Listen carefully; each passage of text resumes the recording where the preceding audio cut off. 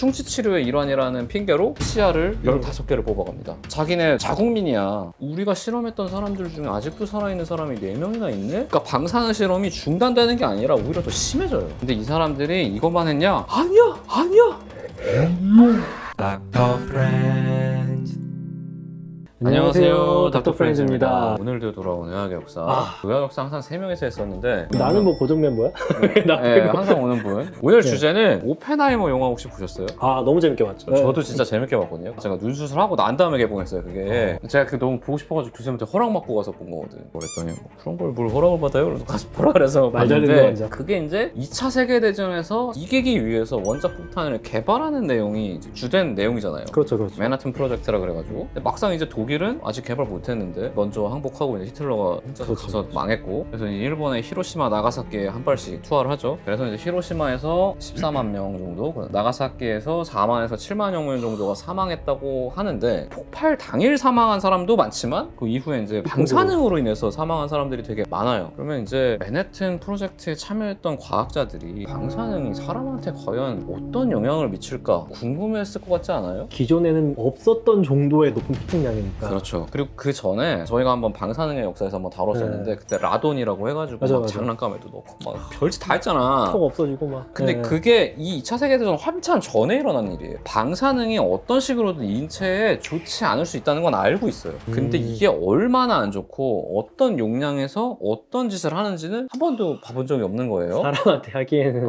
이게 좀 해볼 수가 없잖아. 근데 이 로스 앨럼버스에서 사고가 있었어요. 1944년 5월하고 8월에 조심줘야지 플루토늄 담아놓은 시약을 떨어뜨려가지고 떨어뜨려 그걸? 네, 그게 깨졌어요. 그래서 플루토늄이 막 유출이 되고. 근데 이거는 아무것도 아니고 1944년 이제 8월 1일에 아직도 이게 원인 불명입니다. 플루토늄을 넣어서 병이 갑자기 뻥 하고 터지더니 안에 있던 그 보라색 액체, 이게 플루토늄이죠. 그게 이제 그 연구하던 연구진 돈 메스틱의 입안으로 들어갔습니다. 와, 플루토늄이. 씨. 그래서 아이고. 바로 막 닦아내고 했는데 닦아내? 닦아내면 돼요? 아무 소용없죠. 그래서 나중에 측정을 해보니까 그 사람이 숨을 쉴 때마다 방사능이 이렇게 수치가 디디직 디디직 하는 거예요. 다 이게 폐로 들어가가지고 이제 그러니까 다 점막이 흡수돼가지고 연구원들이 돌아왔구나. 얼마나 무서워. 그것도 얘를 모르네. 격리해야 되는지 안 했는지 모르겠는 거야. 그러니까 이게 혹시 위험한지 안 한지 한번 알아보도록 하자. 우리 연구 좀 하자라고 하고 이제 시간 좀 흘러요.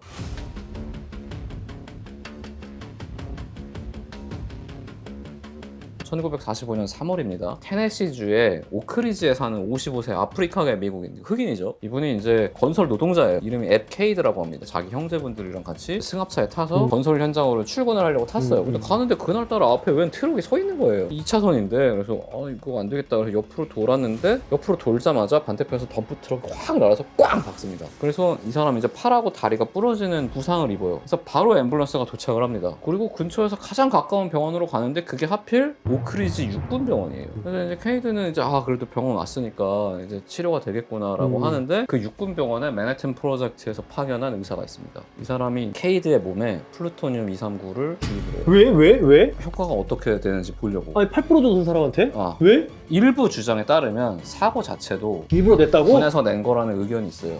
왜냐면은 이게 육군병원으로 바로 이송이 됐고 1년의 과정이 좀 이상하잖아요. 그래서 이제 이 사람이 그 플루토늄을 주입을 받습니다. 케이스 이름은 HP-12예요. HP가 뭐냐면 휴먼 프로덕트 12번째 14까지 있습니다. 14까지 있어요. 근데 이 사람이 주입을 했어. 근데 주입을 했으면 부러진 거는 치료해줘야 될 거 아니에요. 근데 그걸 안 해. 3주간 기다려요. 왜냐면 방사능이 완전히 안착할 때까지 기다립니다. 너무 빨리 어떤 처치를 하면은 이게 빠져나가거나 표본 채취도 해야 되는데 오래 입원을 해 있어야 되는 거, 이 사람이. 그래서 3주 뒤에 비로소 수술로 이제 뼈를 맞춰주는데, 맞추는 과정에서 뼈의 표본들을 채취를 하고 충치 치료의 일환이라는 핑계로 치아를 15개를 뽑아갑니다.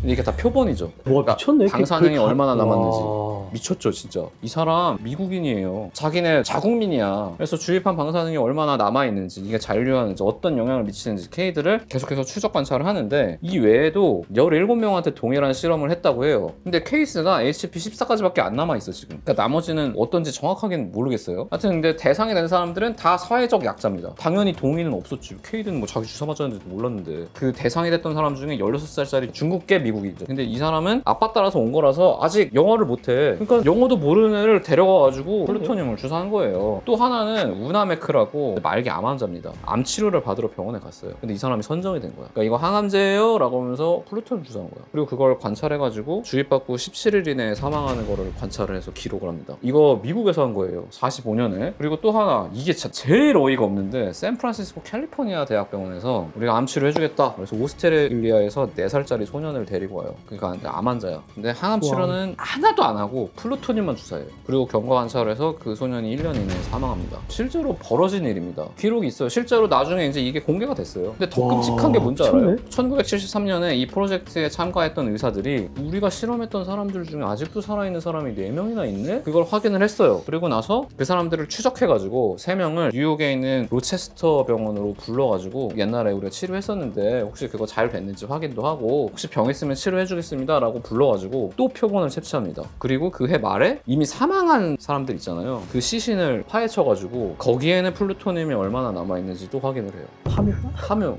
미친놈들이야 이거. 제가 이거 우와. 보면서 아니 이게 진짜 미쳤네? 리얼인가? 그러면서 구하는데 계속 있습니다 내용이. 사실 45년 8월에 전쟁이 끝났어요. 원폭이 터졌잖아. 그러면 이제 그만해야지. 사실 전쟁이라고 해서 정당화를 한 거잖아 이 사람들이 그때는. 그것도 하면 안 되지만 그래도 하면 안 되지. 전쟁이 끝났잖아요. 근데 냉전이 시작돼. 그러니까 오히려 핵 경쟁은 더 되잖아요. 그러니까 방사능 실험이 중단되는 게 아니라 오히려 더 심해져요. 이게 최악인데 벤더빌트 대학병원에서 시행한 실험입니다. 이 병원이 이제 1945년부터 3년 동안 임산부 829명을 대상으로 임산부와 태아한테 좋은 음료입니다 라고 하면서 음료수를 줘요. 여기에 방사능이 들어있습니다. 미쳤네? 그래서 이걸 먹고 이제 뭐 산모나 태아 혹은 태어난 아이들이 머리가 빠진다든지 이가 빠진다든지 출혈이 있든다든지 혹은 심한 경우에는 암으로 사망한다든지. 이게 매사추세츠 거기서도 이제 비슷한 일이 벌어집니다. 월터 이 패널드 주립학교라는 건데 일반 학교는 아니고 정신지체나 지적장애가 있거나 집이 너무 어렵거나 한 아이들을 위해서 설립한 학교예요. 그러면 복지를 해야지. 여기 있는 아이 74명을 대상으로 아침에 먹는 오트밀에 방사성 철을 섞어가지고 줍니다. 근데 이게 주기만 하는 게 아니라 관찰을 해야 되잖아. 이 사람의 표본을 계속 채취해야 되잖아요. 피를 뽑아야지. 그럼 아이가 협조를 해야 되잖아요. 그래서 그 핑계로 너네 이 오트밀 먹으면은 과학클럽에 가입하게 해줄게. 과학클럽 가입하면은 너네 바다로 소풍도 가고 야구 경기도 보러 갈 수 있어. 근데 이 아이들은 되게 형편이 어렵고 그런 아이들이기 때문에 이걸 할 수가 없어요. 그러니까 하자는 대로 한 거야. 그래서 가서 소변, 대변, 그 다음에 혈액 이런 걸 계속 채취를 해서 한 거죠. 그리고 성인이 된 다음에는 당연히 건강에 이상이 많이 발생해가지고 고생을 많이 합니다. 암의 확률을 올리잖아. 근데 암만 올리는 게 아니잖아요. 사실 혈액 질환도 생기고 여러 그치, 가지가 그치. 생길 수 있는 거잖아. 그런 짓을 계속 자국민을 대상으로 하는 거예요. 이렇게만 한 게 아니고 암 환자를 대상으로도 합니다. 여기에 참가했던 의사의 변명을 들어보면은 희망이 없는 환자였다, 말기암 환자였다 라는 걸 깔고 들어가요. 어쩌라고. 근데 어쩌라는 건지는 모르겠지만 미친놈들이지. 그래서 이거를 어떻게 하냐면 이 전신 방사선 조사를 해요. 전신의 방사선을 때려보는 거야.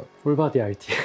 말이 안 돼. 지금 우리는 사이버나이프나 이런 것들 보면은 암에만 하려고 이제 여러 개서 쏴서 이 가운데만 중첩이 되게 그쵸, 만드는 그쵸. 걸 지금 하고 있잖아요. 여기는 반대야. 암은 여기 있는데 일단 전신을 다 때려요. 그러면서 이게 암 치료라고 이제 거짓말을 한 거지. 그럼 이제 골수 가장 나고 다 이제 그렇게 해서 사망하는 거를 이제 가장 나고 이제. 관찰을 한 거죠. 이게 이제 1951년부터 74년까지 24년 동안 합니다. 700명 대상으로. 닥터들은 그게 되나? 양심의 가책이라는 게 핑계를 대잖아. 어차피 돌아가실 분이다. 생각하는 게 진짜 그 당시 사람들은 다르구나. 그러니까 인식의 근데 변화가 되게 중요한 거예요. 근데 얘네들이 이것만 한 게 아니에요.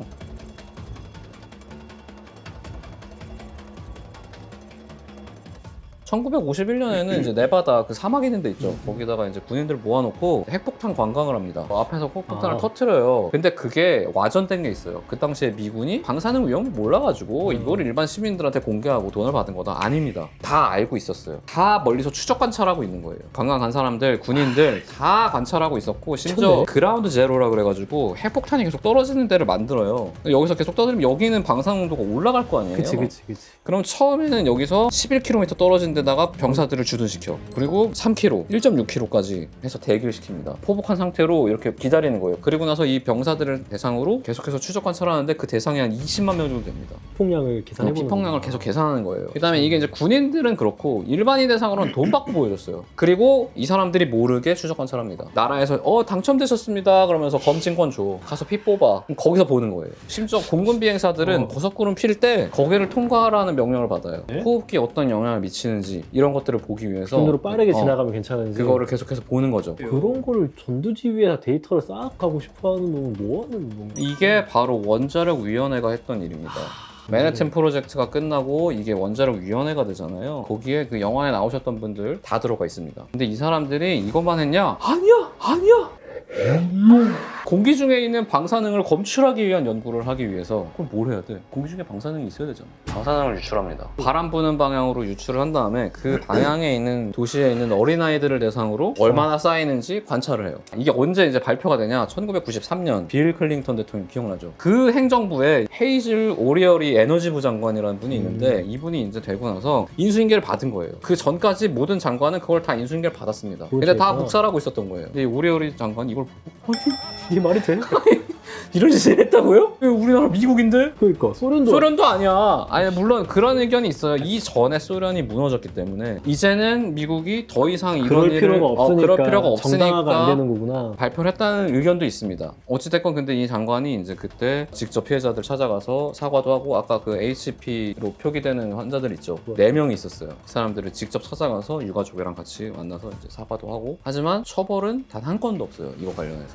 왜냐면 이거 국가가 주도했으니까. 그래서 이거는 이제 가해자도 피해자도 지금은 역사 속으로 사라져버린 겁니다. 그래서 이게 앞으로는 이런 일이 없게 하겠다고 이렇게 공언을 했어요. 근데 지금 미국 봐요. 코로나 백신 맞아라 하고 하면 사람들이 안 맞잖아요. 뭐 우리 보면서 미국 사람들은 왜 저렇게 말을 안 듣지? 이렇게 하잖아요. 이유가 있어요. 방사능 먹이고 방사능 주사하고 아니 그러니까. 막말로 그 백신에 방사능 들어있을지 누가 알아. 93년이면 나이 드신 분들은 경험한 세대네. 경험한 그 뉴스를. 세대야. 미국이 이럴 수 있다라는 걸 알고 있겠네. 알고 있어요. 그러니까 음모론이 들끓는 게 우연이 아닙니다. 내가 이거 보면서 아니 말이 되나 이건 싶은데? 미친 나라인가? 야 우리나라가 만약 이런 거 한다 생각해봐라. 우리나라는 그러면 대통령 단두대 끌려갔어. 막 교통사고 내가지고 막 했대. 야 영화로도 그렇게 만들면 어우 픽션이? 개연성 진짜 없다 야, 이러는데 이거 진짜로 했습니다. 그래서 계속해서 진위 여부를 의심하면서 찾아봤거든요. 공식 자료입니다. 미국인들이 가지고 있는 정서가 좀 우리랑 다를 수 있겠다. 뭐 영화 보면은 퇴역 군인들이나 이런 사람들 혼자 숨어 살면서 산에서 정부 못 믿어가지고 막 이러잖아요. 그게 클리셰가 된 이유가 있어요.